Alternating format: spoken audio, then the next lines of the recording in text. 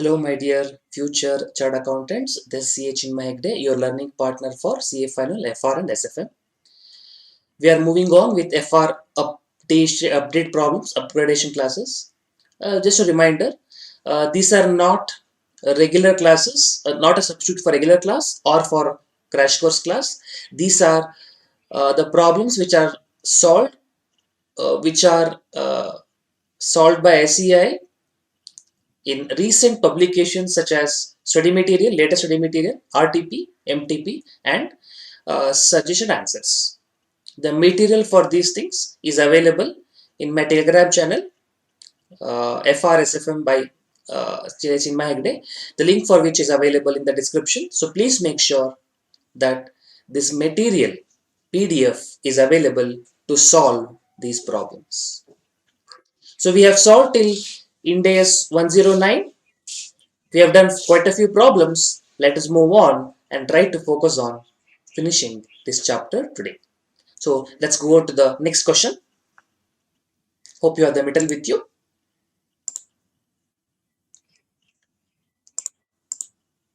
Lovely Limited has a policy of providing subsidized loan to employees for the purpose of buying two-wheelers and four-wheelers vehicle. So company is providing vehicle loan to employees. Simran, who is a sales executive, took a loan for a four-wheeler vehicle from the company. The following were the terms of the loan. Principal amount 9 lakh, interest 5% for the first 3 lakh and 8% for the remaining amount.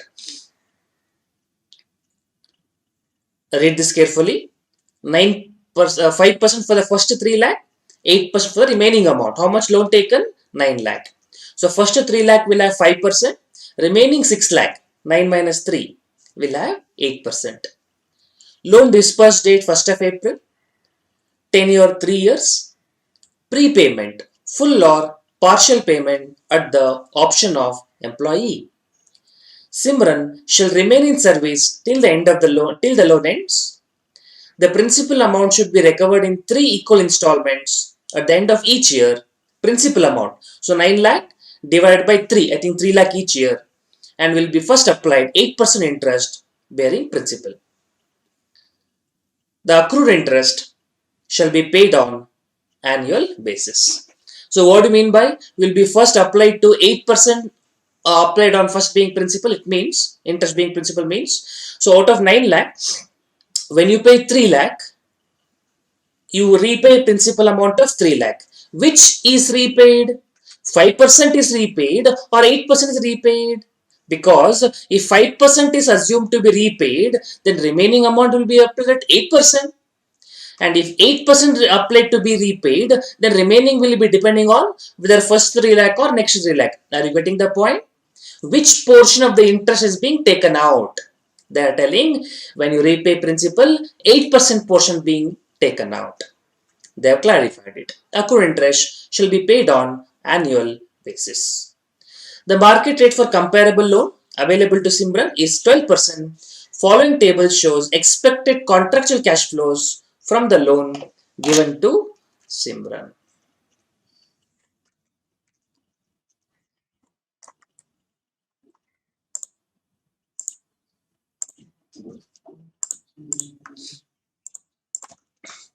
Just 1 second. Just putting the table.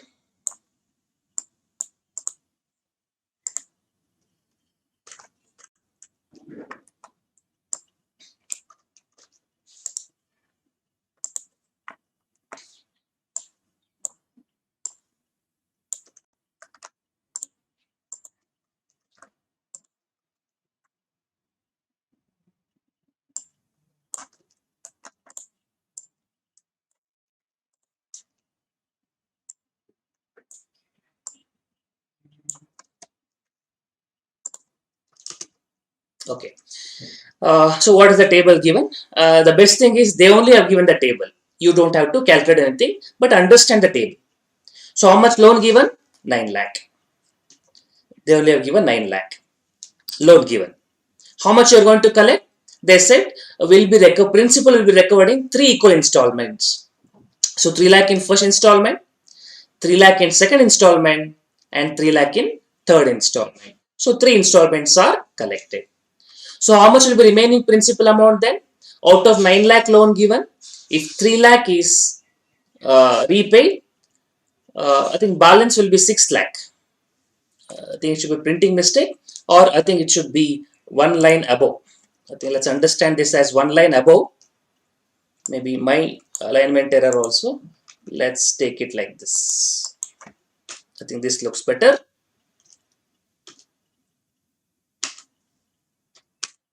Okay, so out of 9 lakh, 3 lakh is repaid. So remaining 6 lakh we have. Out of 6 lakh, again 3 lakh is repaid.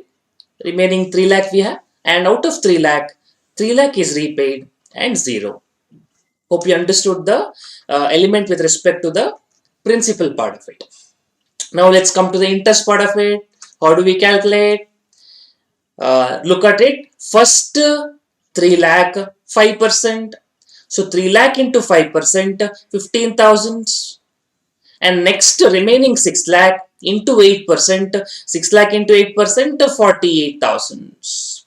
That's what we have, 48,000 and 15,000. And of course, what will be the first installment?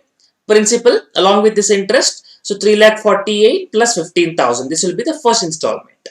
Okay, now coming to second installment. How much is the principal amount remaining? 6 lakh. How much principal amount repaid? 3 lakh. But hold on for a second. On 6 lakh, which one will you apply? 8% will you apply or 5% will you apply? Same rule, which we are having 9 lakh. The 3 lakh which bearing interest of 8% has gone out. Still, remaining 8% is still there. Not understanding? I'll explain once more. See if you are able to understand like this. Okay, these are all for cash flows, not for present value. Present value will calculation separately. So 9 lakh was the amount. Out of 9 lakh, 3 lakh principal carried 6% interest rate. 6 or 5%. 5% interest rate. Remaining 6 lakh carried 8% interest rate. Correct? Now in the first installments, when you paid the first installment, both were there. 3 lakh into 5%, 15,000 is paid, and 6 lakh into 8%, 48,000 is there. When you come to second installment, 3 lakh is repaid. Now which 3 lakh is repaid? They said principal bearing 8% is repaid. So this 6 lakh, 3 lakh is repaid. So balance 3 lakh continued. This 3 lakh is also continued. This 3 lakh is also continued, which means total 6 lakh continued. On this 5%, which means 15,000. On this 8%, which means 24,000. So first installment was 15 and 48. Second installment is 15 and 24, correct? So you can see 15 and 48 and 15 and 24. Coming to third installment, out of this 3 lakh, again 3 lakh is repaid in the second installment. So this would have become 0, which means balance you have only 3 lakh on this 5%. So you will get 15,000 here and 0 in the second case. That's what you can see. Here we have 15,000 and here we have 0. I hope you understood this table. Okay, adding on to this complication.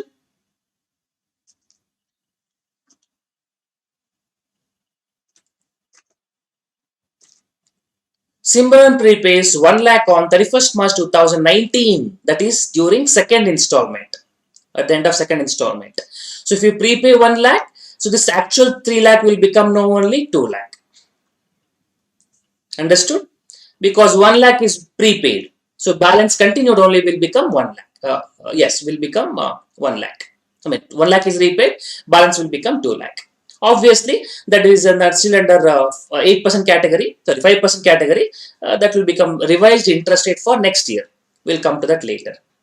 Following table shows the actual cash flows from the loan considering the prepayment on 31st March 2019. Take a look at this. This first table is 9 lakh. Now here printed correctly, 9 lakh correct, and 6 lakh same. This 3 lakh, because 1 lakh is repaid, 3 lakh became 2 lakh. 1 lakh additional principal paid. And out of which one, if you look at this one, 1 lakh additional paid will be out of the first 3 lakh only. So balance 2 lakh principal on that 5% interest, that is 10,000, and that is what you see here. You're required to pass journal entries in the books of Lovely Limited considering the requirements of Ind AS 109. A typical problem, loan to employee problem, what we should do? First, we are supposed to calculate contractual cash flows, because this is to be carried at amortized cost, because it is held till maturity. Contractual cash flows, held to collect contractual cash flows. What are the cash flows? This is 3 lakh plus 48 plus 15. That is first year contractual cash flow. 3 lakh plus 24 plus 15. Second year contractual cash flows. 3 lakh plus 15,000. Third year contractual cash flows. Prepayment will come to it later, because that was not known at the beginning. These were the three things which is known at the beginning. And this should be discounted at 12%, because the rate of interest in market and rate of interest what you given to employee is different. Therefore, you should discount the contractual cash flows at the market rate, which will give you the fair value. Then you compare with the actual loan amount. The difference will be either transferred to P&L or amortized cost over a period of the term of contract. So let's do the present value first.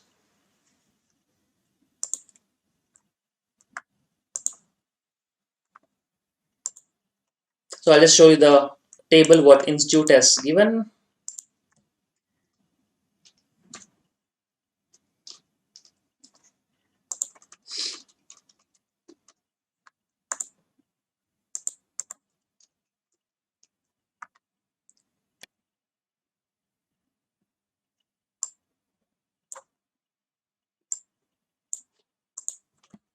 Okay, so take a look at this. We have already calculated this 3 lakh plus 48,000 plus 15,000, that comes to 3 lakh 63. First year contractual cash flow. 3 lakh plus 24 plus 15, 3 lakh 39, that comes to second year contractual cash flow. And don't take the prepayment now, that was not known at the beginning. So regular one only, 3 lakh plus 0 plus 15,000, 3 lakh 15,000. Market rate 12%, discounting factor at 12%. So 3 lakh 63 into 0.893, you get 3 lakh 24 159. 3 lakh 39,000 into 0.797, you get 2 lakh 70 183. 3 lakh 15,000 into 0.712, you get 2 lakh 24 280. Thereby, you get 8 lakh 18,622. This is the fair value. But what is the actual amount of loan given? The amount of loan given is 9 lakh. So difference will be amortized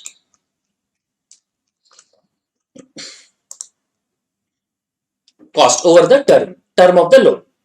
You can see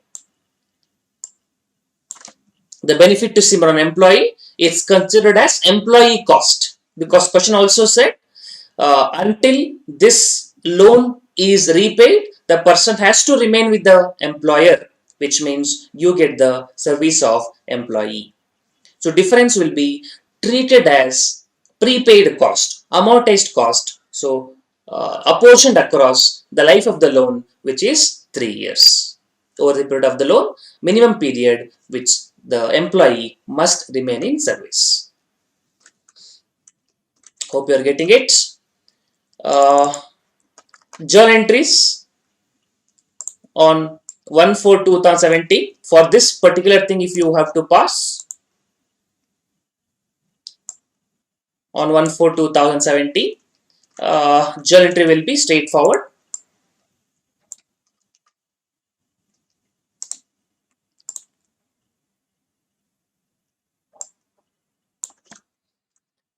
Loan to employee 8 lakh 80, which is the fair value. Actual loan amount to bank 9 lakh. Difference, the deemed employee cost, prepaid cost, advance payment like that, that is 81,378 apportioned over a period of 3 years. This is the initial journal entry.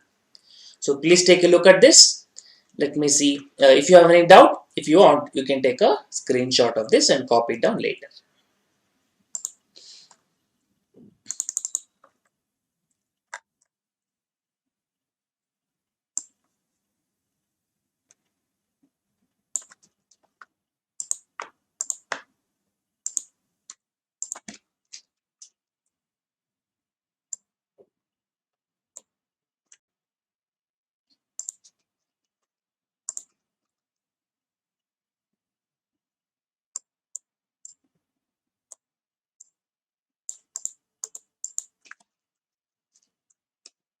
Okay, hope you have done till here. So you can look at this next table. Amortization schedule of 8,18,000. How it is going to be recognized at amortized cost basis? That is starting from 8,18,622. Then you are going to charge interest at 12%, right? That becomes on 8,18,622. 12% if you charge, it becomes 98,235. Is it correct? Please check it. 8,18,622, 12%. Yes, 98,234.64, rounding it off to 98,235. Then the closing balance. How do you get the closing balance? 8,18,622 plus interest minus principal repayment. So minus prepayment plus interest, that comes to closing balance.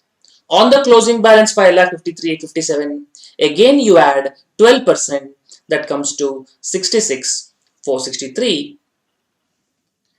And from 5,53,857, you subtract this principal payment, add this interest, that will come to the closing balance 2,81,320. And don't take the prepayment of 1 lakh yet, that comes to later, not known at the initial table. This is the initial table we are doing for first year. Second year end, we'll revise this, we'll handle it separately. Got it? And last year, on 2,81,320, if you apply 12%, you may get the amount, but we know closing balance has to be exactly 0. So we'll find this is a balancing figure. 3,15,000 is the contractual cash flows minus 2,81,320, balancing figure 33,680, the interest amount which should be charged on the last year.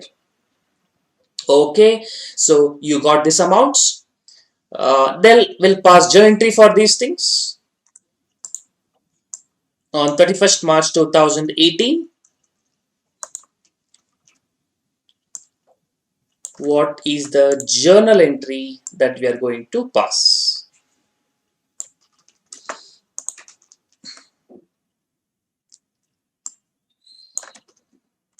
Bank account, you collect contractual cash flow 3,63,000. Then 2, interest income, that includes interest income of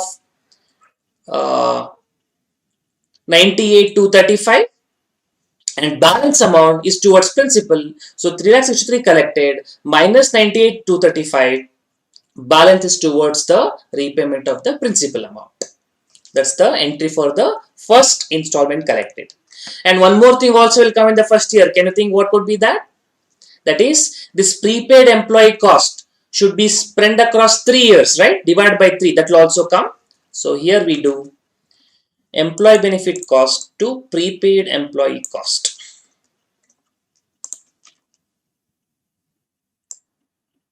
Yes.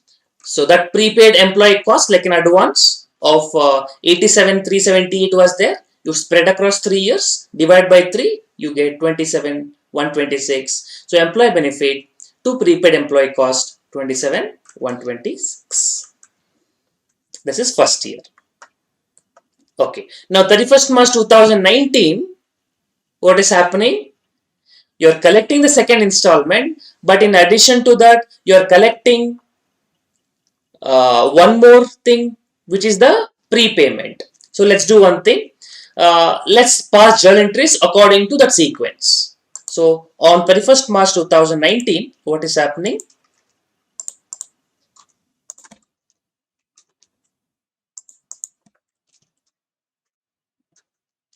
So what we do on 31st March 2019, second installment collected, regular installment.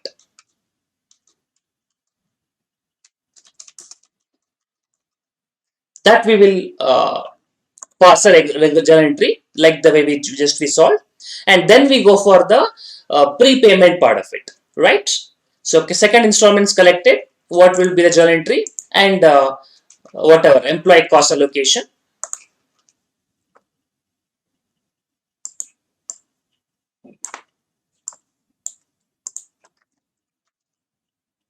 Okay, so take a look at this straightforward. Bank account, second installment collected 3,39,000, which includes 66,463 of interest income.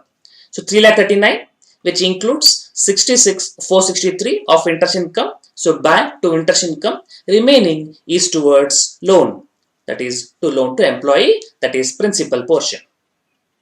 And then apportionment of prepaid employee cost, that is 27,216, same thing, that is being transferred. So second installment, we have accounted for regular second installment, which is what we have considered.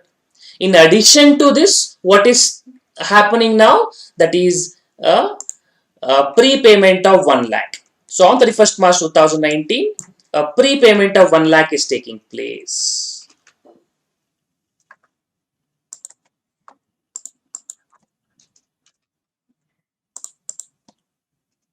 Prepayment, additional loan, prepayment of 1 lakh. Okay. So what should be done with respect to this portion? So at this point in time, what we should do, we need to recalculate the value of the loan. Like a modification, you can say, like an extinguishment, you can say. Nevertheless, whatever you call it, we have to calculate the remaining contractual cash flows are there, and calculate the present value and see what should be the value of the loan now at this point in time. So let's calculate new carrying amount. After prepayment, what is the fair value of the remaining amount? So what is the amount? 3 lakh was the principal payment outstanding, out of which 1 lakh is repaid.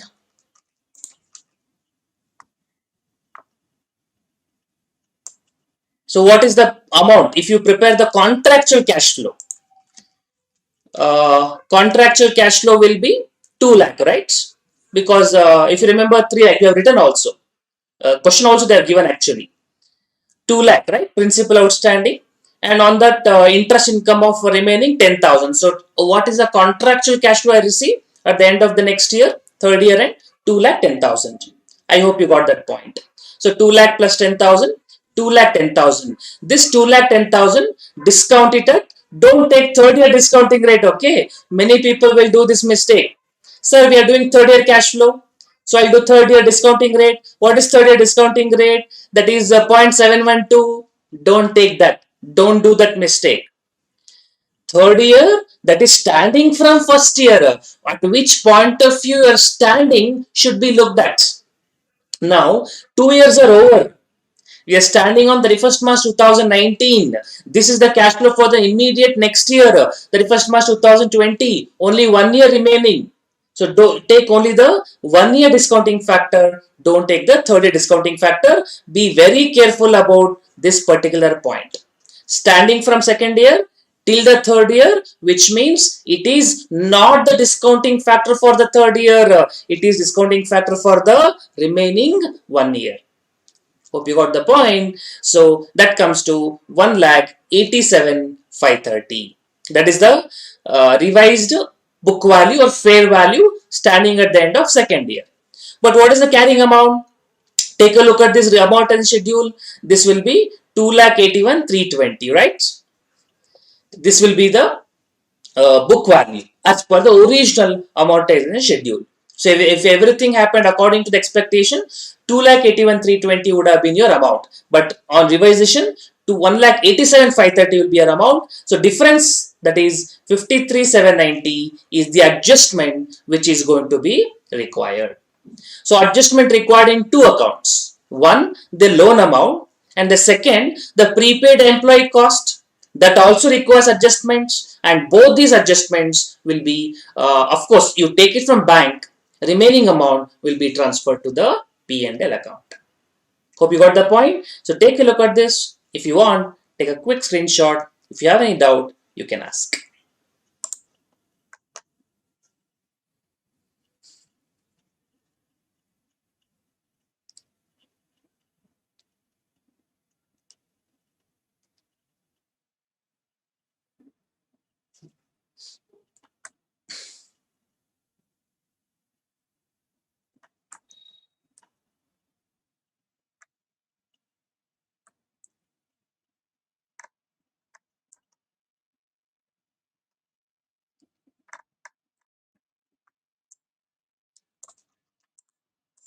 Okay. And how this difference will be treated, I'll put across the institute wordings only.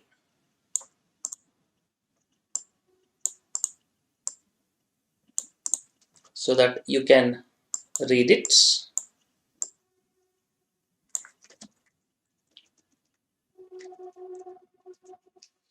The difference between the amount of prepayment and the adjustment. What is the amount of prepayment? 1 lakh. What is the adjustment? 93,790. What is the difference? Some 6,000 something will come. Shall be considered as a gain, though will be recorded as an adjustment to prepayment employee cost, which shall be amortized over the remaining tenure of the loan. Did you get the point? Let's pass the journal entry. You'll get a better idea. So prepayment happens. What is the journal entry that you're going to pass for prepayment?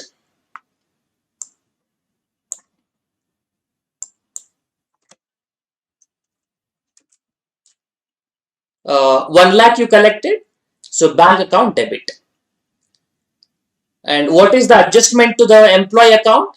93,790. You see, loan to employee account is credited. That means that ledger balance will come down.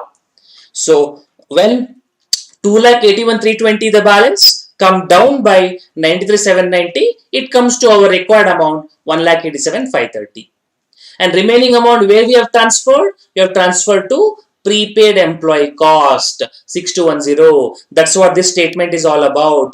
The difference between the amount of prepayment and the adjustment, 1 lakh is the prepayment and 93,790 is the adjustment. The difference between those two, 6 lakh something, how much? 6210 shall be considered as gain, though will be recorded as an adjustment to prepaid employee cost. Again, prepaid employee cost also amortized, right? Remaining life. So this also will be amortized, which will be amortized over the remaining tenure of the loan. But the remaining tenure is only 1 year, right?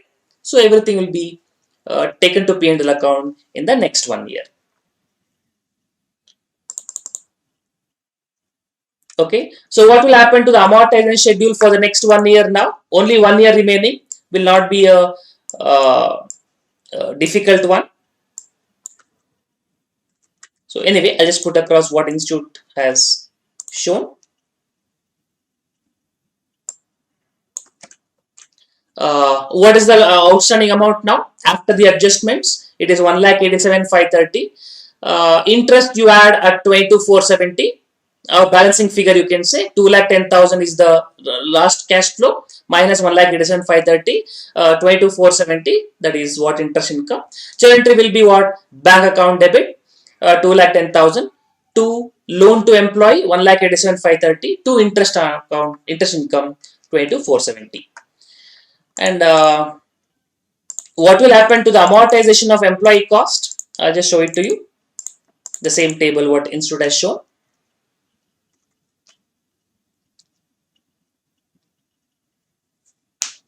Yes, difference between 1 lakh minus 97,90 we shall be taken as prepaid employee cost. Exactly, that's what we are doing. So I'll show it to you the employee benefit cost, how it is being treated over a period of years.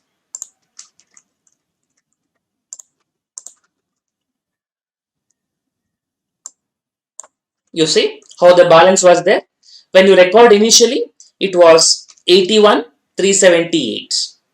Then we spread across 3 years, so we divide by 3. 27,126 for first year, 27,126 for second year. But the difference 6210 also came here. Also, we have adjusted to the prepaid employee cost. So what happens to the balance now? 54 to 52 was there, out of which 27 126 we have transferred, and we have subtracted 6210 gain, which is getting subtracted. This is a credit item. Prepaid employee cost is a debit item, but now we have credited.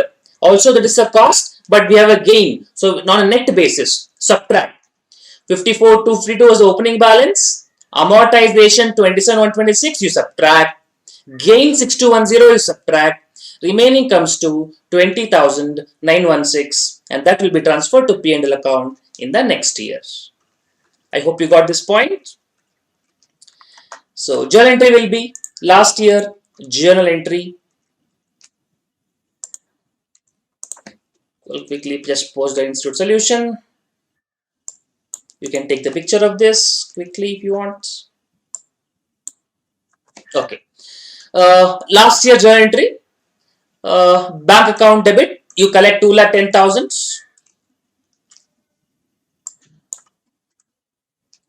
Debit. Interest income 22,470. You remember 22,470. This balancing figure. And fair value 1,87,530. Only 1 year was there. Then amortized cost, whatever the balance in the prepaid employee cost, only 1 year, 20,916, 20,916. So that would be it with respect to this. Quite an interesting problem, because loan to employee, that problem has come in the examination many times. But this, a prepayment part and two interest element, is a unique thing. So take this problem seriously, important from exam point of view. Any doubts?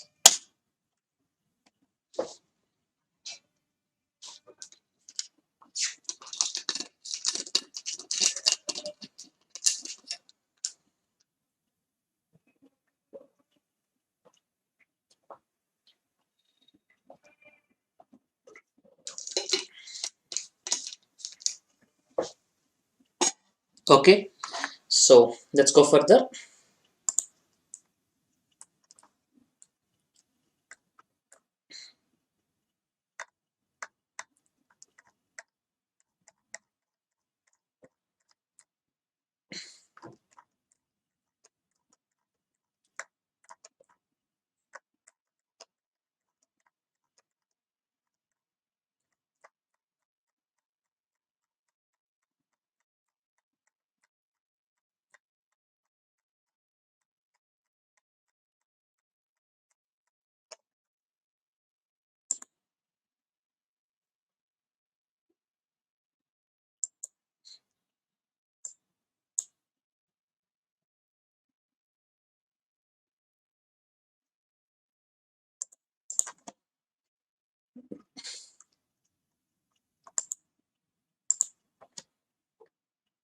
Next one,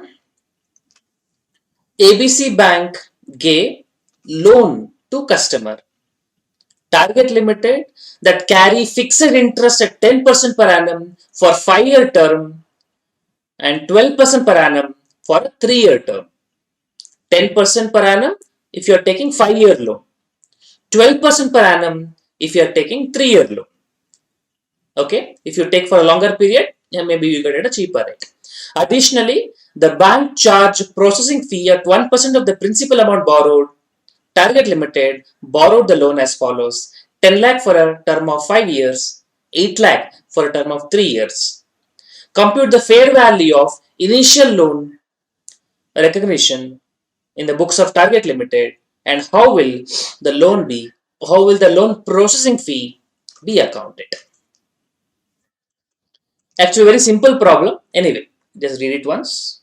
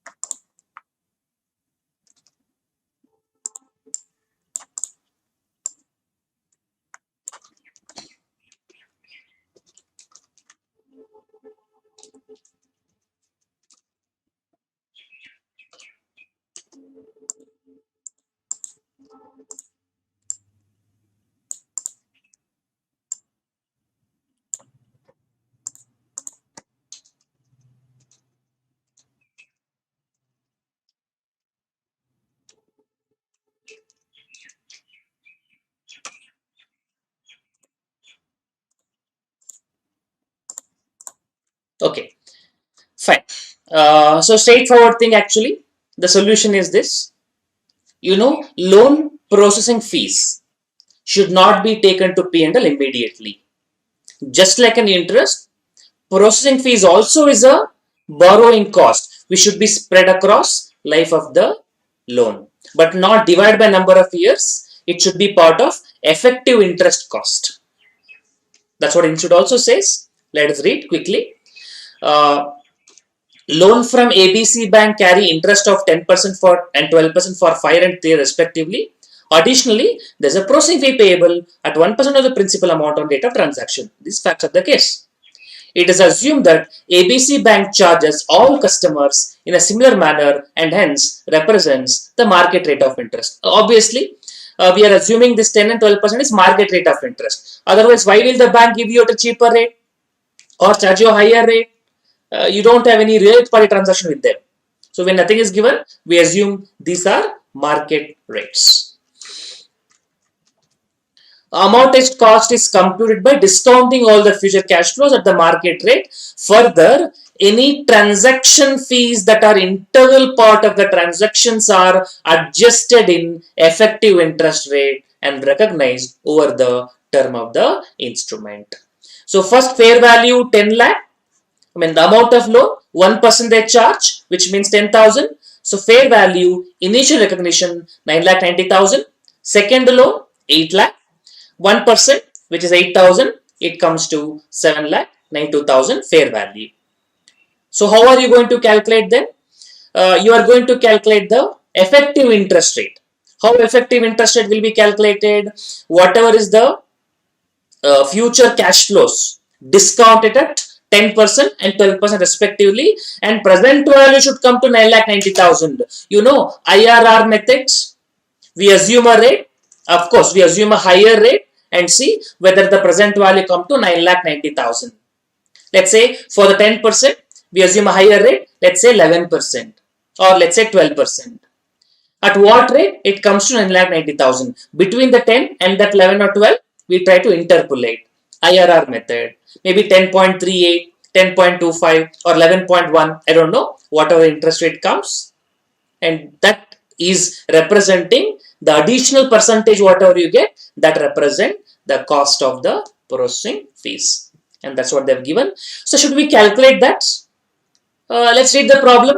Have they asked you to calculate it?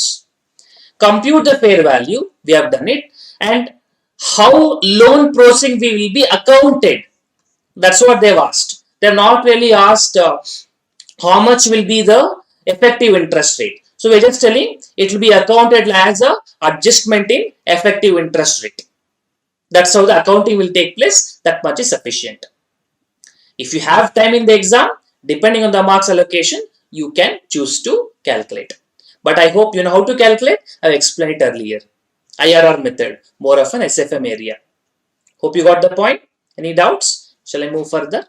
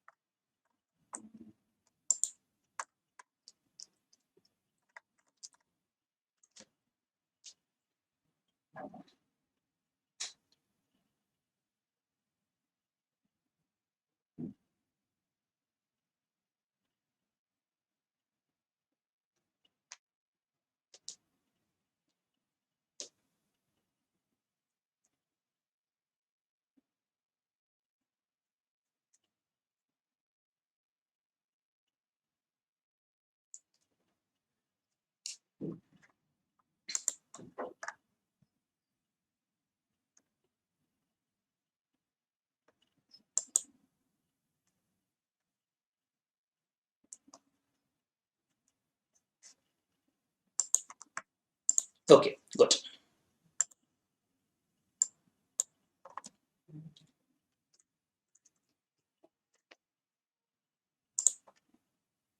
Okay, so a cash flow hedge accounting problem. We can read this problem, but before reading the problem, I'll give you a quick overview. Let's see if I can bring the chart out so that you will have the uh, process in mind, the framework in mind, and then we can read the problem. Hope you are able to get it. Just 1 second.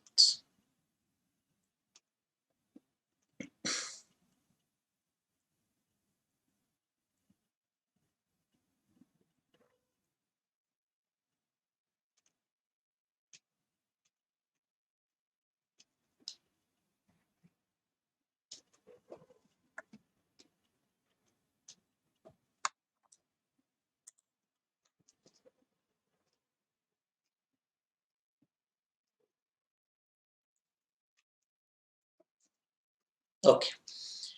So let me show you the quick chart of it. Three types of hedging are there. Fair value hedge, that is anyway both are taken to P&L. Cash flow hedge. First of all, you know what is the meaning of hedging? That is the process of covering risk. What do you mean by that? First of all, there has to be a risk, and then there is a coverage of risk. You have health problem, then you have health insurance. So one creating the problem, the other covering the risk, minimizing the risk. So one which is creating the risk is called as hedging item, and one which is trying to cover the risk is called as hedging instrument. Both are I only, HI. Creating the risk is called as hedging item, which is covering the risk is called as hedging instrument. So for example, if you are an exporter transaction, you are having foreign currency receivable from customer, sundry debtors, trade receivable, that is going to be causing the risk, because when you receive foreign exchange currency, you should convert it into rupees. You are going to receive it in the future years. So when you receive the conversion cost, conversion rate, you don't know. Uncertainty exists. So the trade receivable is the hedging item, because that is having risk, that is having uncertainty in respect to conversion. So trade receivable is hedging item. To protect that receivable, you enter into a forward contract, and that forward contract becomes hedging instrument. Did you get the basic concept of hedging? There has to be a risk and there has to be a coverage of risk. And what is the fundamental aspect of hedge accounting is matching concept. Means wherever the hedging item goes to P&L, hedging instrument also should go to P&L. Matching concept, as simple as that. Both should go hand in hand. But if you treat it separately, if you don't match it, hedging instrument will be accounted as fair value something, hedging item may be accounted as amortized cost something, right? See, trade receivables is amortized cost, right? Financial asset held till contractual cash flows, that becomes amortized cost. Whereas a hedging instrument may be derivative, valued on fair value basis. So valuation mechanism is different. They go to P&L account differently. Normally correct, but when both are connected, that fact that they are connected should be reflected in the accounts. Basically means matching concept. Understood the basics? Hedging means process of covering risk. Hedging item, which is the reason for which risk is created. Hedging instrument, the instrument derivative, which is protecting, covering, minimizing the risk. Hedge accounting is matching principle, so that hedge item and hedging instrument both are reflected in the same period of income statement. Now coming to the three varieties, fair value hedge, you are protecting the fair value of the asset, and cash flow hedge means the movement of cash flows you are trying to protect. Now we are focusing on cash flow hedge, so let's discuss about that only. Hedging item, which is creating the risk, will go to cash flow hedge reserve. Hedging instrument, effective portion will go to cash flow hedge reserve. Ineffective portion will go to P&L account. For example, what is effective portion? What is ineffective portion? You have a trade receivable of $5 lakh, but you take a position on $5,10,000. The $10,000 is not for covering this risk, maybe for some obligations. The bank said you have to enter into minimum of this, or your receivable was 4,90,000 and you have entered into $5 lakh. The 10,000 additional what you enter into, that becomes ineffective portion. Now, ineffective portion is not at all related to hedging, right? It's additional element that should not come into matching principle. That's why they say don't take it to these hedge accounting, take it to P&L account. This part you don't worry. You keep it very simple. Hedging item and hedging instrument both will go to cash flow hedge reserve initially. Now, whenever hedging item goes to P&L account, then hedging instrument also will go to P&L account. Let me give a quick example for this, then we'll read the problem. For example, trade receivables you have. Okay, trade receivables you have. Let's say spot rate, when you sold the goods, it is 70 rupees. And you are having 4 months time period. And you enter into forward rate. And forward rate happens to be 74 rupees. And time period is 4 months. Okay, so typically what happens now? You have a trade receivable of 70 rupees. Now, when you receive the money after 4 months, you don't know what is the rate. So, you have entered into a forward contract that is at 74 rupees.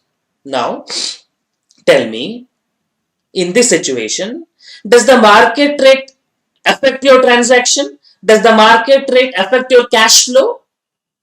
Whether market rate goes to 75 or market rate comes to 71, your inflow is protected, right? That is the purpose of hedging. Your inflow is protected. So, market rate in this case really do not matter. So, effectively, you are going to recognize today at 70 rupees and you are going to collect receivable at 74 rupees, which means 4 rupees your gain, confirmed gain. You know 100% that today you are going to show at 70 rupees and after 4 months when you receive it is 74. So, 4 rupees is a confirmed gain. When will you take it? Will you take it today or after 4 months? Obviously, no. You take it over a period of 4 months. You balance it over a period of 4 months. Correct? You amortize over a period of 4 months. That's what even AS11 used to say. You do it. That's fine. No problem. But now this trade receivable is hedging item. This forward contract is hedging instrument. Now, what does Ind AS 21 says?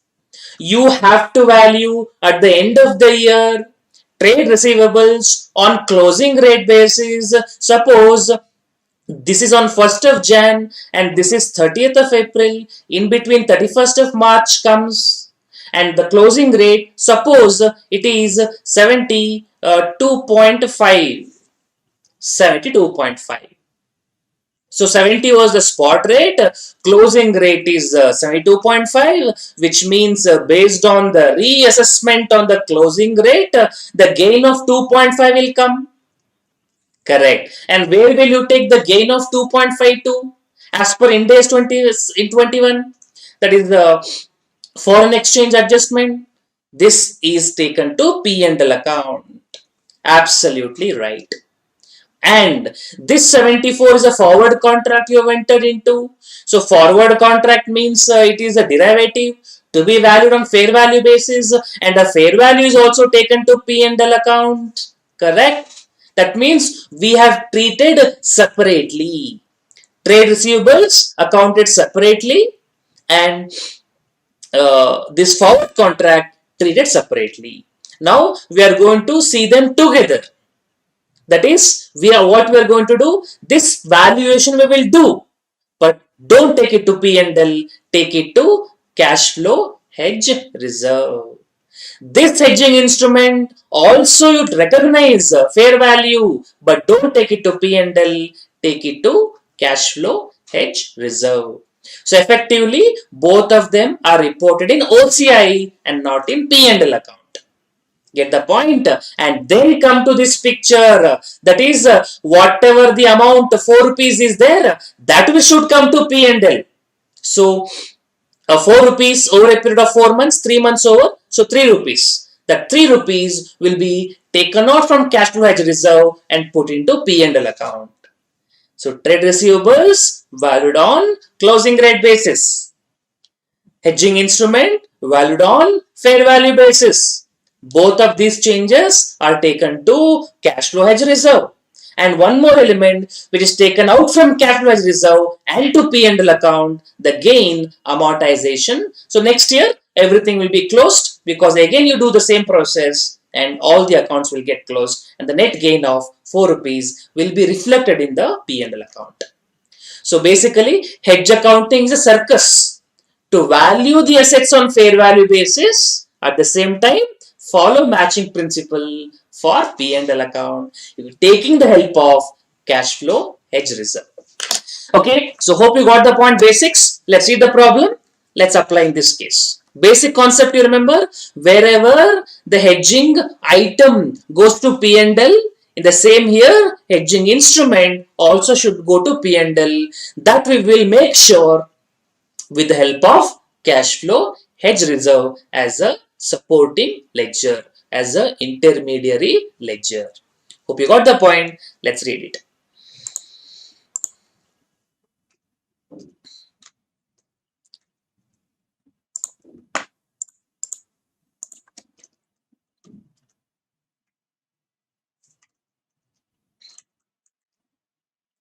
Okay.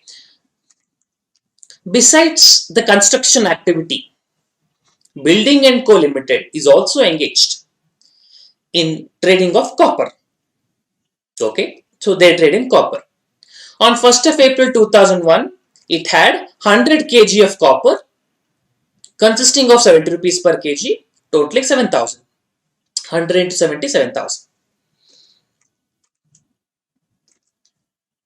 The company is a scheduled delivery of these 100 kgs of copper to a customer on 30th September. So after 6 months. At the rate of US dollar 100 on that date. To protect itself from decline in the currency exchange rate. Read, to protect itself from decline in the currency exchange rate. Why are you worried about the decline? Because you are going to sell it to customer and he will give it to you in US dollar. When you get the money in US dollars, it means you have to convert that into rupees. Whether he pay immediately or he pay later, whenever let them pay, but we have to convert it into rupees. Now, at what rate we are going to convert? We don't know, boss. Uncertainty exists, risk exists. To protect the risk, to minimize the risk, as a risk management technique, we have entered into a forward current. Let's see what they have done. The entity hedges the position by entering into currency future contract. Okay, not a forward contract. They have entered into a currency future contract.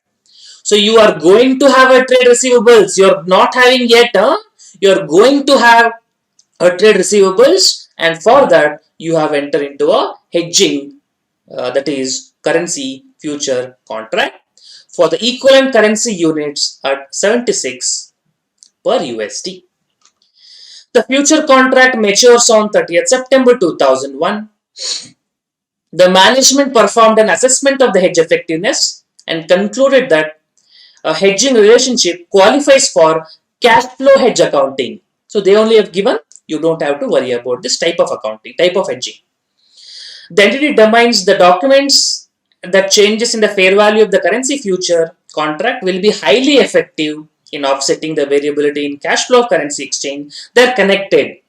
They are effective in the sense hedging instrument, hedging item. One gain, one loss. They will offset each other. They are very effective. One of the point to be satisfied to apply hedge accounting. Just theory, don't worry. On 30th September 2001, entity closes out its currency future contract. On the same day, it also sells inventory of the copper at USD 100 when the spot rate is 72 per USD. You are required to prepare detailed working and pass necessary journal entries for the sale of copper and corresponding hedge instrument taken by company. Pass the entries on initial date on 1st April 2001, first quarter reporting 30th June, and the date of sale of copper, settlement of forward contract 30th of September.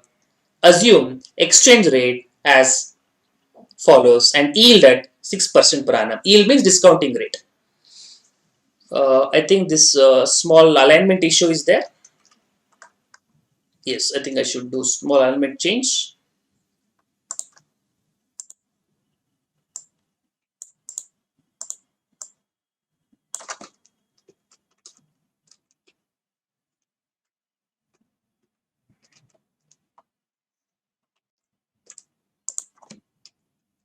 Yeah, now it's fine. On for 2001, future price on 30th September delivery 76, 30th of June 74, 30th of September 71. So all the data relating to this 6 months period. Please read once more, then we'll solve together.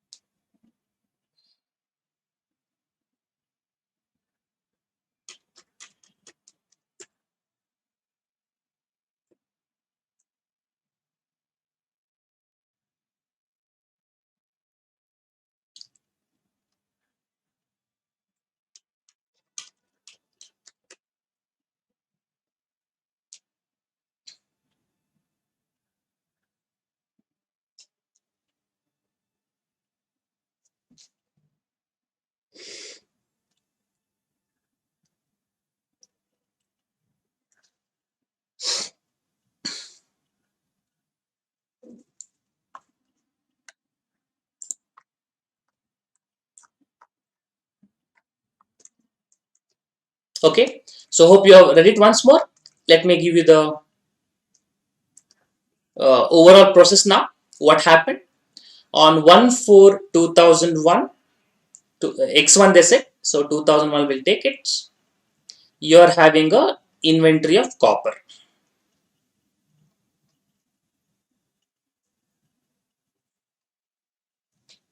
And on 30th of September, you are going to sell it to customer.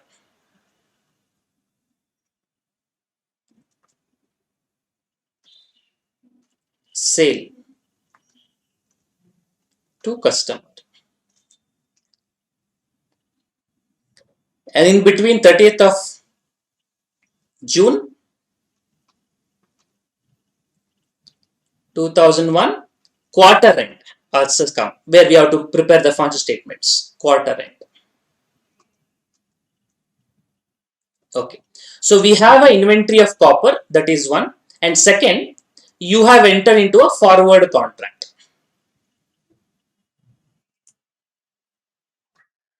Of course, due on 30th of September.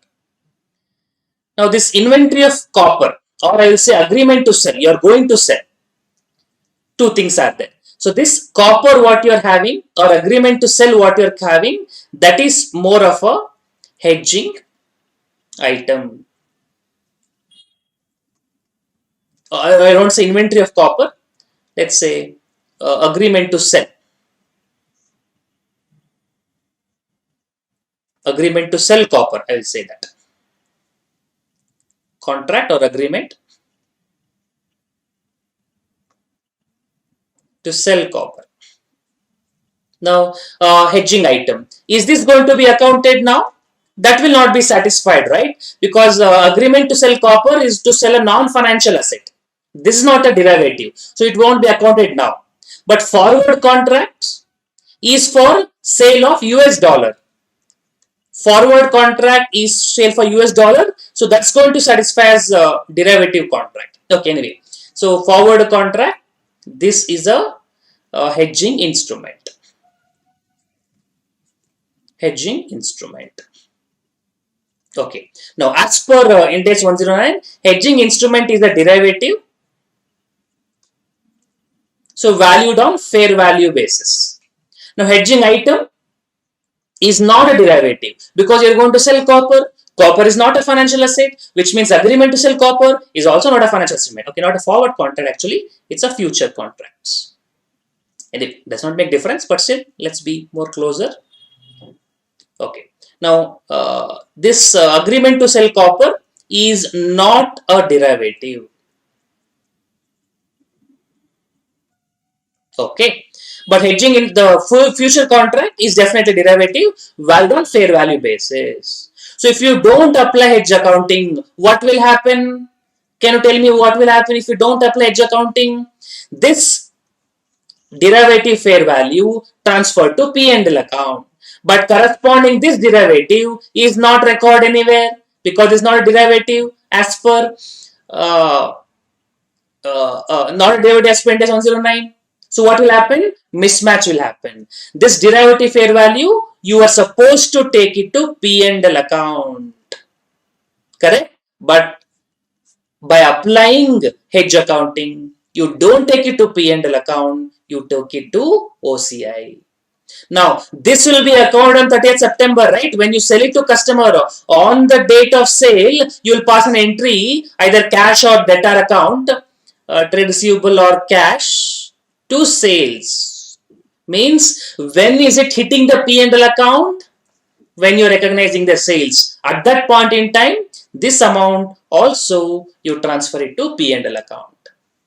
Very simple concept. Whenever hedging item hits P&L account, hedging instrument should also hit P&L account in the same period. Hope you got the concept right. Okay. Now let's try to calculate the fair value of 30th of June 2001 and 30th of September 2001. What will be the fair value?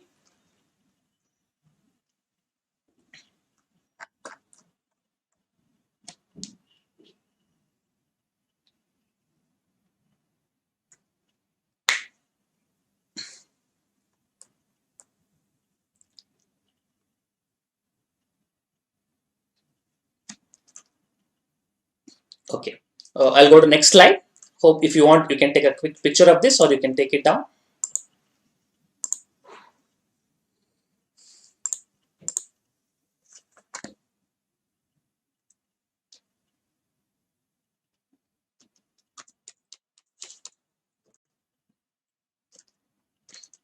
Okay. Let's go for fair value determination.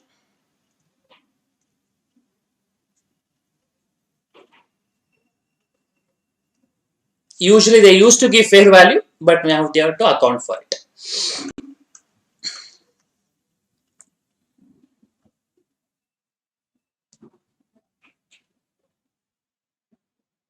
Okay.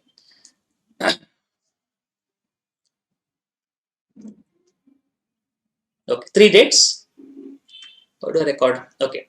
1/4/2001, 30th of June 2001, then 30th of September 2001. Okay. So two things are required. One is the forward rate agreed and forward rate in the market.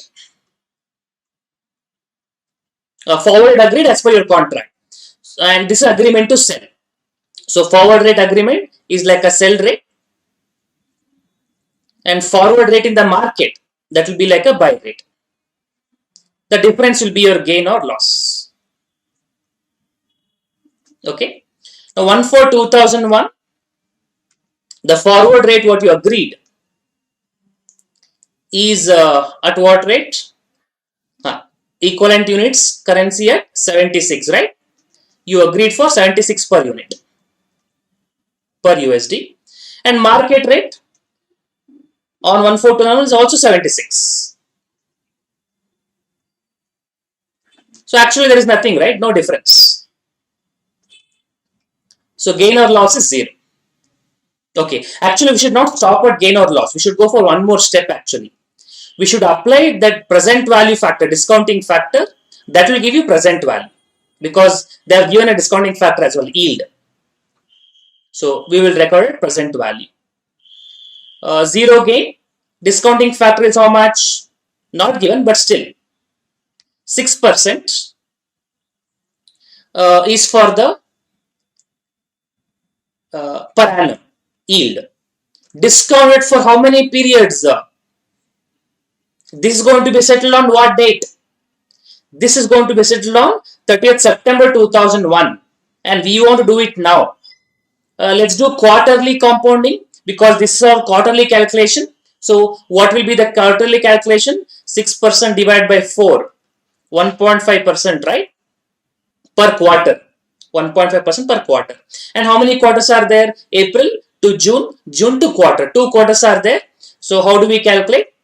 1 divided by 1.015 equals 2 times. I think you get 0.971. Is that correct?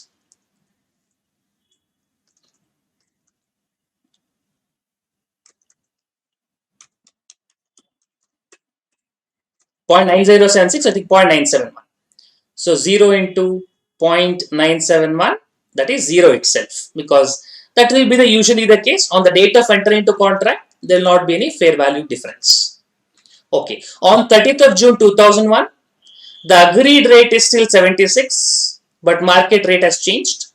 Market rate has become 74. Market rate is 74. So 76 is sale rate, 74 is buy rate. You have a gain of 2 rupees.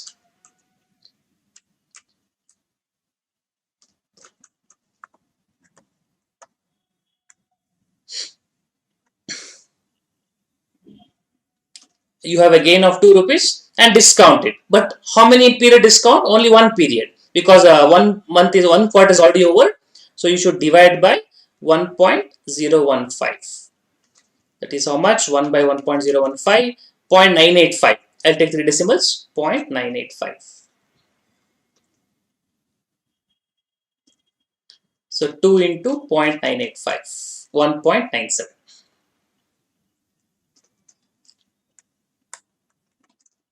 Okay, this is all per unit base. Okay. On 30th September, forward rate agreed is 76 and spot rate on that date happens to be 71.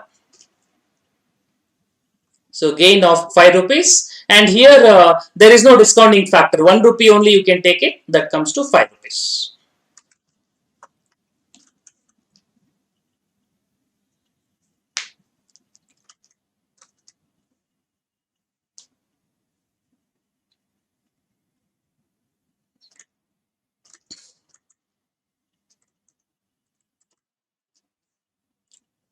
Okay.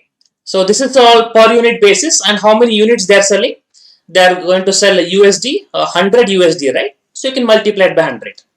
Anyway, so this is fair value 0, and this is the fair value as on this date, and this is the fair value as on this date. And remember, these fair value changes don't go to P&L account. Instead, we take it to OCI. Any doubts in this? I see some having doubts on discounting factor. Did you get a discounting factor correctly? 0.985, 0.971.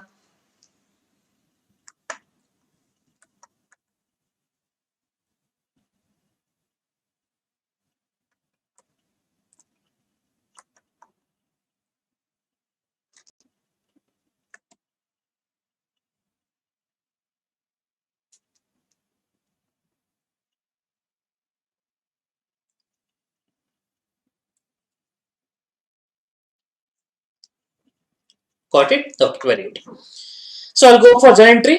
If you want, you can take a picture of this. If you have any doubt in this, you can let me know.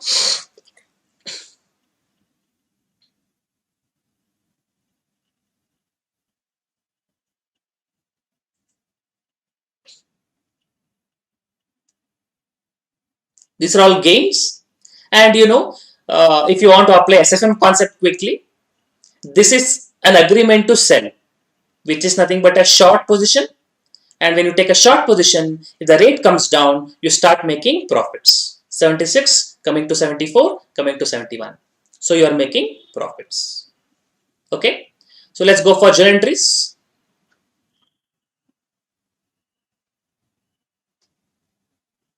I'll do one thing. I'll do it in a columnar basis. So you understand how it is being accounted. One is hedging item, hedging instrument. Hedging item is what? Agreement to sell copper.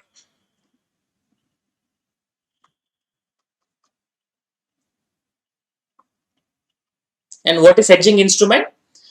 Future currency future contract, currency futures. Correct? These are the two headings we are going to do the accounting for. 1/4/2001, then quarter end 30th of June 2001, then date of transaction 30th of September 2001. Okay, now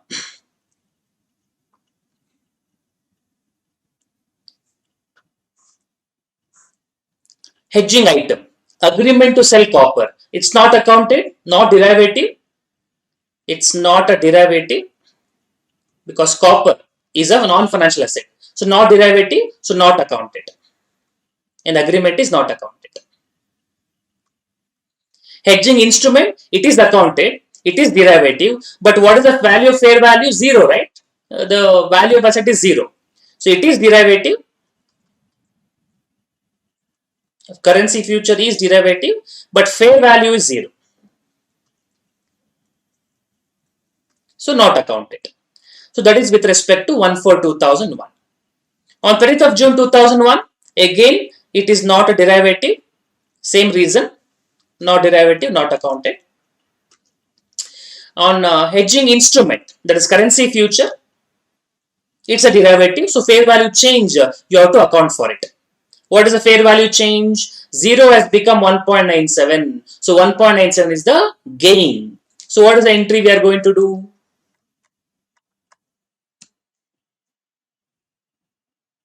Currency future or future contract account debit.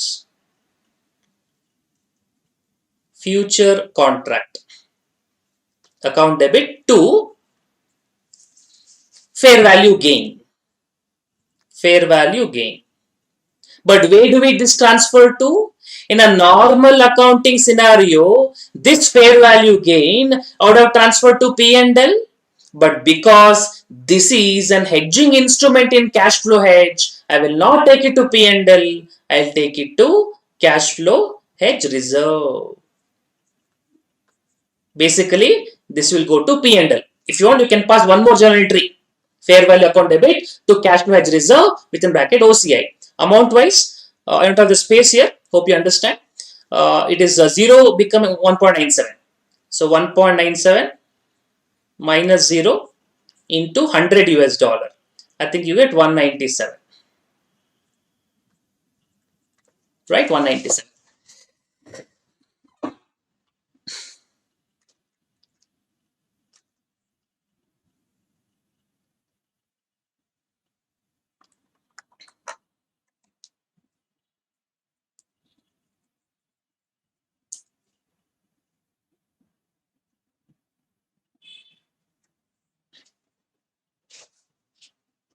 Okay. Fine. Now, on the hedging item 30th September, accounted. On this date, it's accounted. Uh, yeah. We don't know whether we received the amount. So I'll say either bank account or trade receivable.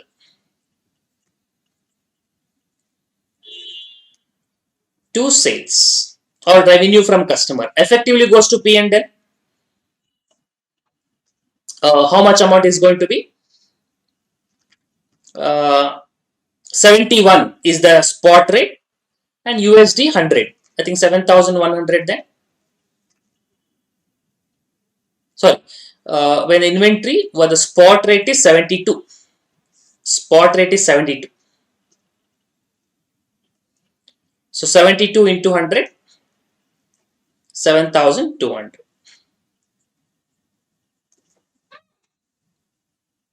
7,200. Now on hedging instrument, again same thing we'll do. That is again gain is there. 1.97 has become 5 rupee. Difference is the gain. Same journal entry you pass. Future contracts to fair value gain, which is actually transferred to cash flow hedge reserve. And how much amount? 5 rupee has become 1.97. So 5 minus 1.97 multiplied by 100. 100 US dollar, 303. I think totally you have 500, I think now. Now on this date, what will happen? This cash flow hedge reserve, fair value gain account, what we have, cash flow hedge reserve will go to P&L. Cash flow hedge reserve. How much you have? 187 plus 303, 500 is transferred to P&L. 500. This is what we can say. This is with reclassification. This is OCI with reclassification. You know, many items are there.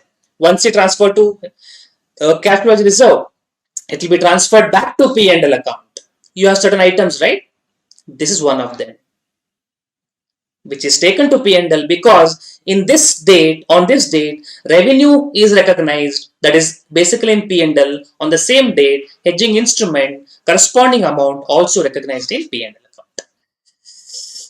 Okay, so hope you got the journal entries with respect to cash flow hedge and cash flow hedge account.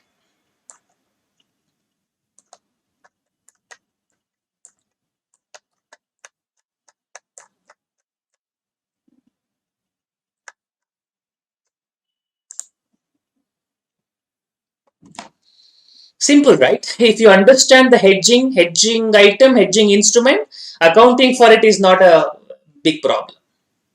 But interesting problem though, because discounting concept and all is there and not a time consuming problem. So you can expect this in examination.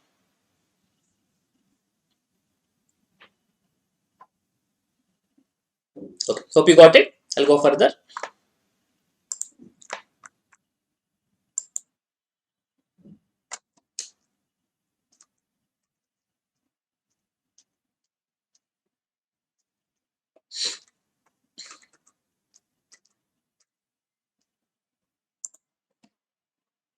Okay, next one. On 1/4/2001, Sun Limited guarantees a 10 lakh loan of subsidiary Moon Limited, which banks STDK has provided to Moon Limited for 3 years at 8%. Okay, let's write down. Many entities are involved. On 1st of April 2001, Sun Limited.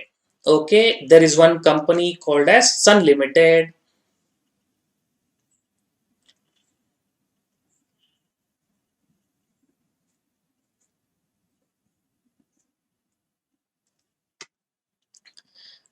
There is one subsidiary Moon Limited. Subsidiary Moon Limited, and they have taken a loan from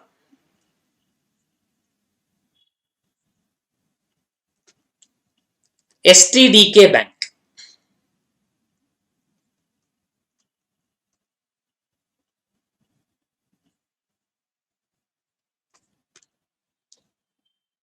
And they have given the guarantee. So basically, the holding company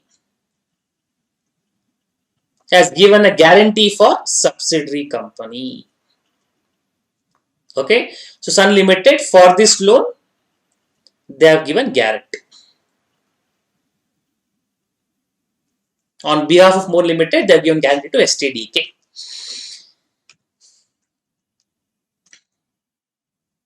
Which is providing 3 years at interest rate of 8%. Interest payments are made at the end of each year and principal is repaid at the end of the term loan. If Sun Limited had not issued a guarantee, if it was loan without guarantee, Bank STDK would have charged the More Limited interest rate of 11%. No guarantee, we are having more risk. More risk means you have to pay more interest. So with guarantee, it is 8%. Without guarantee, it is 11%. Sun Limited does not charge the More Limited for providing the guarantee.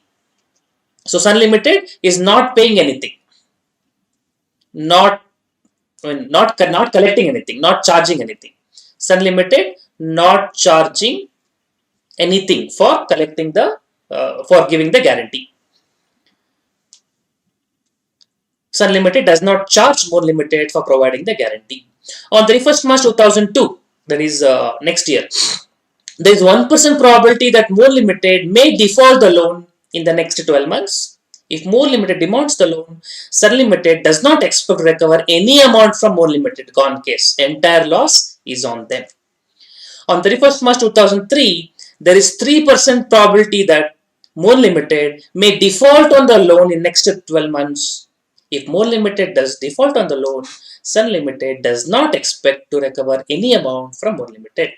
Provide the account treatment of financial guarantee as per Ind 109 in the books of Sun Limited on initial recognition and in subsequent periods. So basically, how Sun Limited will account for this financial guarantee. What the standard says, how it has to be accounted. Let me read the what institute has given.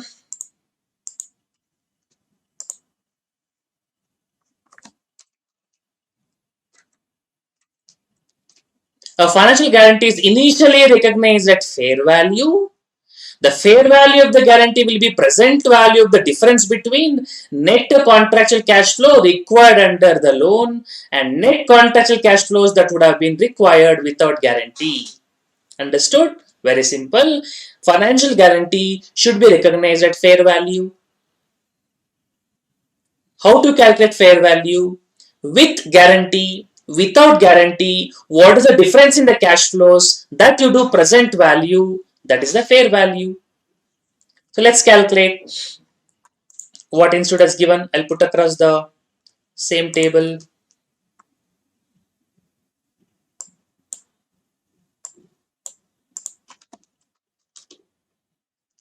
Okay, so take a look at this. 11% is without loan guarantee, 8% with loan guarantee, and interest is payable at the end of each term. So you see 11% and 10%. You can directly take 3% also. Okay, 3% on 10 lakh, 30,000 you get. But anyway, they are shown separately, you can choose separately. On 10 lakh, 1 lakh 10,000. On 10 lakh, 1 lakh 10,000. Like that. On 10 lakh, 8%. On 10 lakh, 8%, 80,000 and so on. So difference comes to 30,000 for 4 years. Total, okay, 30,000 for 3 years. 3-year loan, fine. The question may arise, why can't I take 3% directly? Wouldn't it be easy? Yes, it would be easy in this problem, but not in other problem. So in some other problem, you might have to pay installment. Loan amount divided by annuity factor installment. So in that case, the difference amount may not be taken directly. So in that case, cash flow under loan with guarantee, cash flow under loan without guarantee, difference we have to calculate. Here, principal is repaid only at the end of 3rd year, so we did not have any difference. Otherwise, that also would have come. Instead, follow this format applicable in every situation. Discounting factor at market rate is 11% without the guarantee. So discount at 11%, 0.901. Is it correct? Check it, the discounting factor 1 by 1.11. Yeah, 0.901, 0.812, 0.731. Multiply 30,000 into 0.901, 30,000 into 0.812, 30,000 into 0.731. You get 27, 24, 21, 73, 320. So this 73,320 present value is the fair value of the loan. So journal entry you're going to pass. This is a liability, right? This is a liability, guarantee fair value of liability for the company, for the holding company. They have to pay it.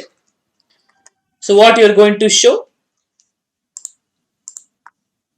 You will credit a financial guarantee within brackets liability will be a financial liability taken to liability side of balance sheet. What will be asset?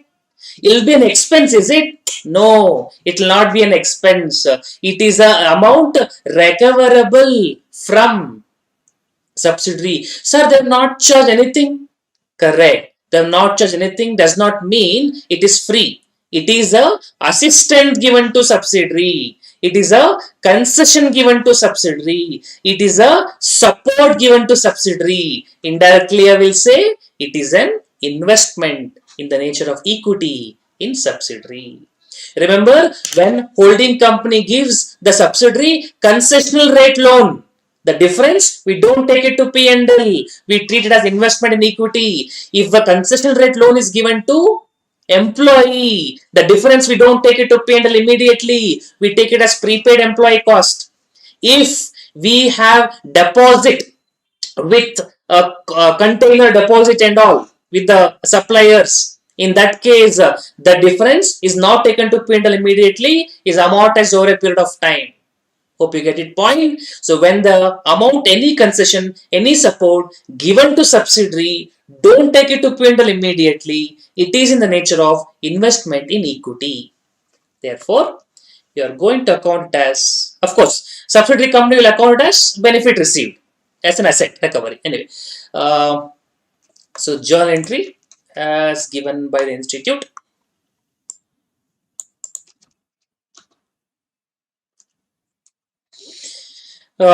In the books of holding company,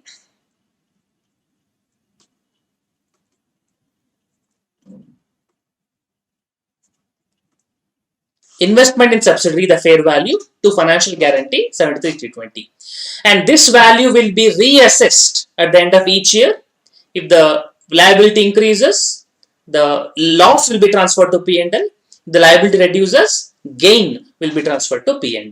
That is the reassessment at the end of each year. Okay, so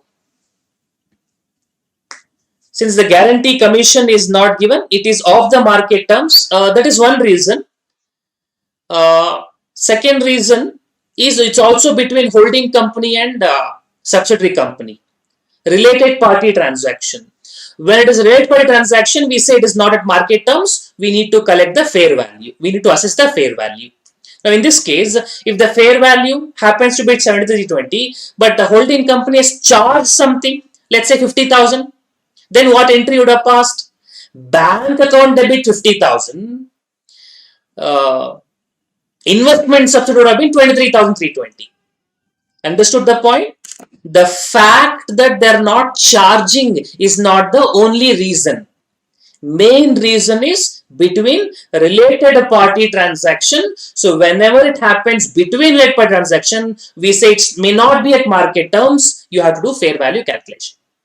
If it is between non-related parties, then we assume transaction price itself is fair value. Hope you got the point. Okay. Going further, subsequently, we have to account for the allowance.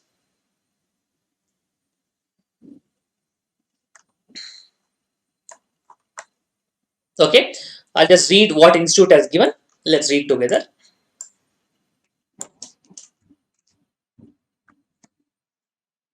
Financial guarantee FVTPL, correct. Any difference in the fair value will be taken to P&L account, correct. Any difference in fair value will be taken to P&L. It's valued on fair value basis. Yes, it is valued on fair value basis.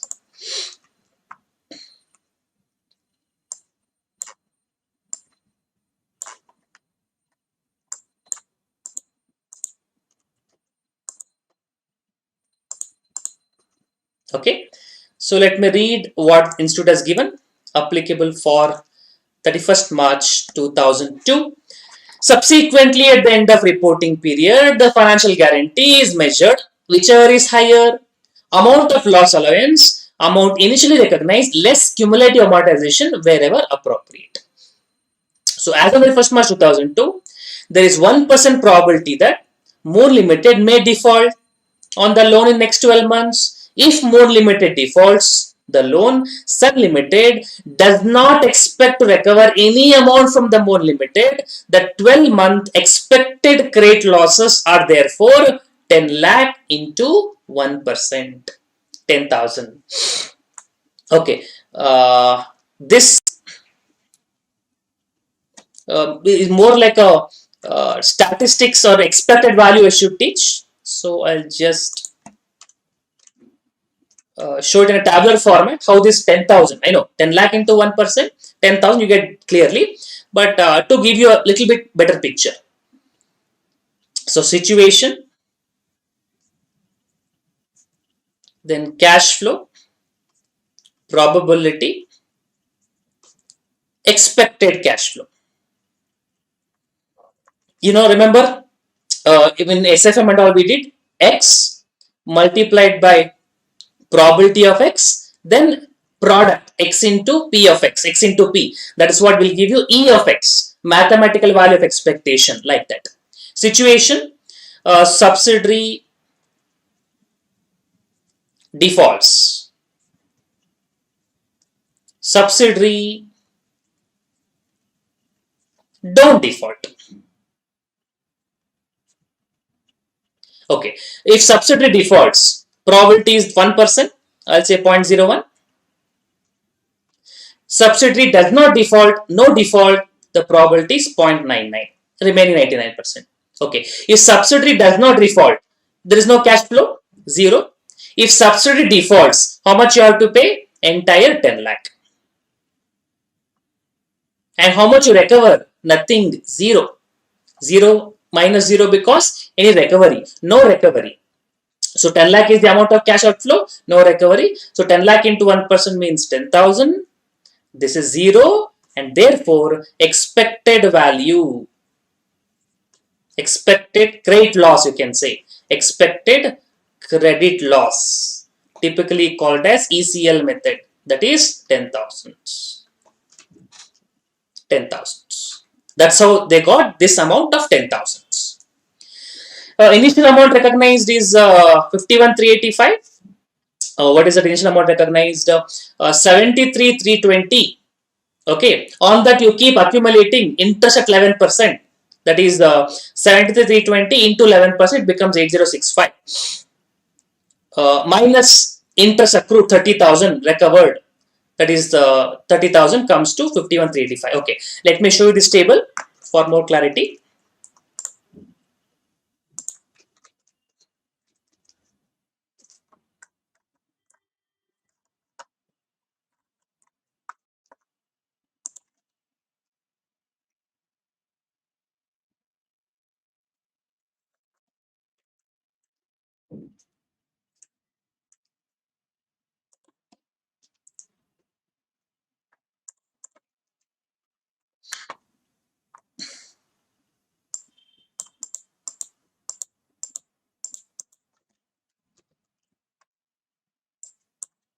Okay, so let me show the table. Opening balance 73,320, that we already discussed, right? 73,320 present value. Then effective interest at 11%. On 73,320, you apply 11%. You get 8065. Benefits first year over. That means 30,000 benefits provided over closing balance 51,385. 71,320 plus 8065 minus 30,000, that is equal to 51,385. Plus interest at 11%, 5652 minus 30,000 becoming 27,037 amortized cost, and remaining 27,037 plus 11%, 30,000 closing balance comes to 0, and this is on a balancing figure basis, that is 30,000 minus 21,037. What journal entry you pass? It's going to be just reverse in the sense 8065 is the interest expense you recognize, and 30,000 is the amount that you benefits given you recognize. Basically, net amount is the amount you take it to P&L account. So whatever financial guarantee amount, net you transfer it to P&L. Understanding? I'll just give the journal entry quickly to hope you understand that way. What is the first entry you passed? Investment to financial guarantee, which is 73,320. Next, both of this will go to P&L account. The benefits provided as well as the effective interest because no cash flow take place. So you can do a net amount and take it to P&L account. So what is the net amount? 30,000 minus 8065,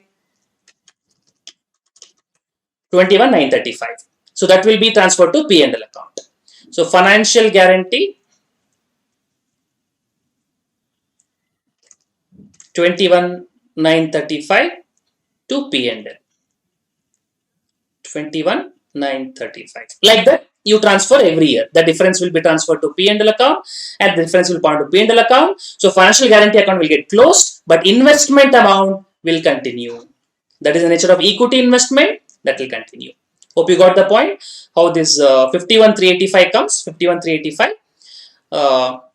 The unwound amount is recognized in the income in the books of Sun Limited, being the credit provided by Bo Limited for not defaulting the loan during the period. This amount is taken to P&L account in a differential amount. Okay.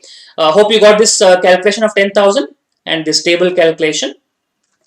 So what entry you pass, I'll just show it to you. Okay, I already showed it to you actually.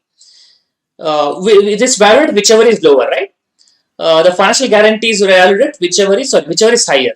What is the amount of loss allowance? We calculate 10,000 and amount is recognized less accumulated amount 51,385.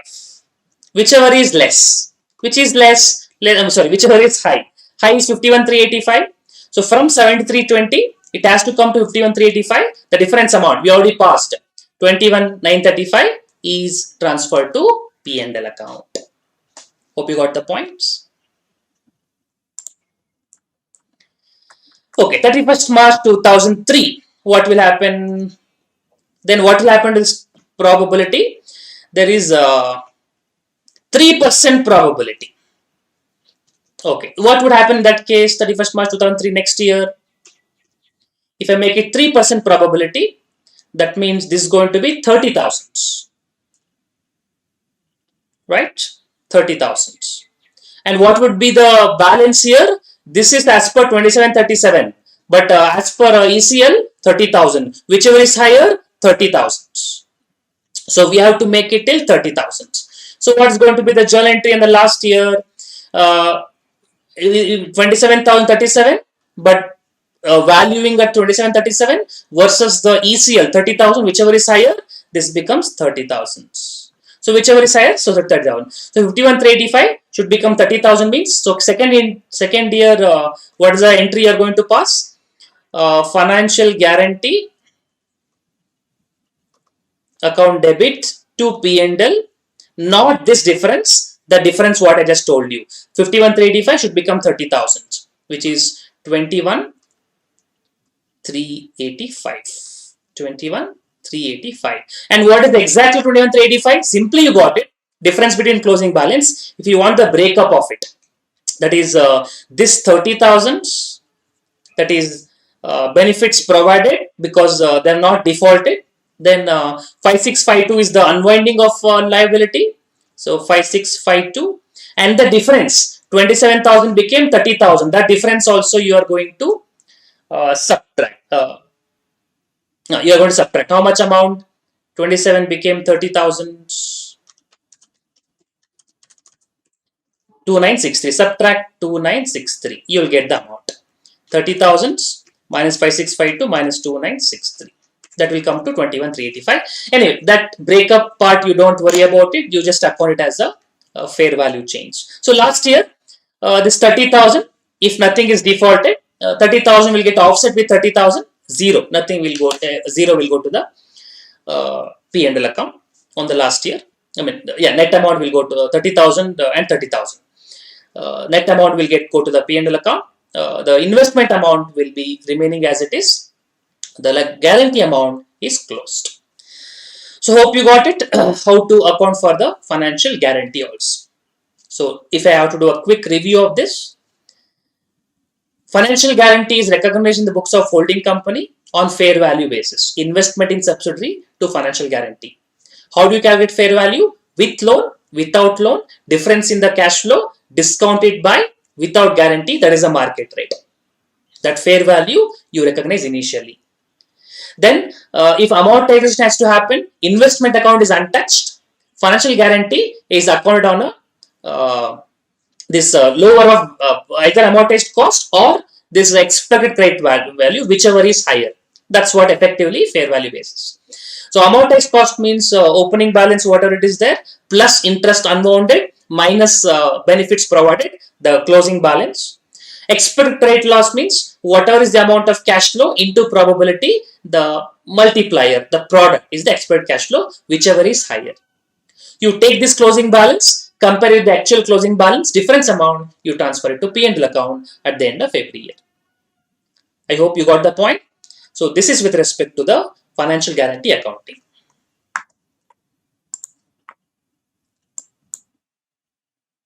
Okay, so this completes financial instruments.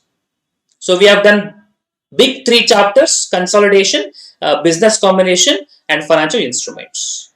Tomorrow onwards, we'll take up small standards, and I'll go in the sequence of the institute only. In days 115, assets, liabilities. So whatever the sequence in which study material is there, the same sequence I'll be following the problems from tomorrow onwards. I hope these sessions are useful. We'll stop at this point. We'll see you tomorrow at 7 o'clock. Till then, take care. Bye-bye.